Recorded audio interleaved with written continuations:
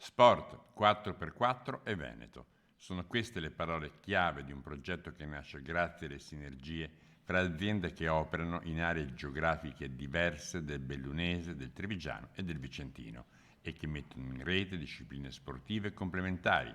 dalla mountain bike al rafting, dallo sci al volo libero. Oggi presentiamo un progetto che lega due territori vicini, però che finora non si avevano poco parlato, che è il territorio del Feltrino con quello dell'Alta Trevigiana, Possagno, Asolo e parte anche della provincia di Vicenza con Bassano. Oggi la presentazione di un qualcosa nato grazie a fondi che arrivano a fondo perduto da Europa, Stato e Regione, fondi che nel prossimo bando ne potranno sostenere la veicolazione anche fuori dai nostri confini. Questa è un'ulteriore occasione per iniziare a lavorare e fare rete sempre di più per un territorio che di fatto condivide tantissime opportunità, tantissime situazioni, oltre al Grappa anche tutta una serie di attività, soprattutto sportive, e questo bando ne è la dimostrazione. Qual è l'importanza dell'iniziativa di oggi?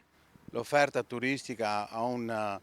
clientela internazionale, oltre che a quella nazionale, di un prodotto unico che offre il bellunese, il vicentino e il trevigiano.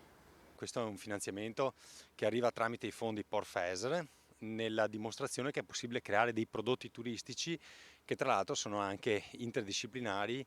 e interprovinciali, perché questo progetto è un progetto che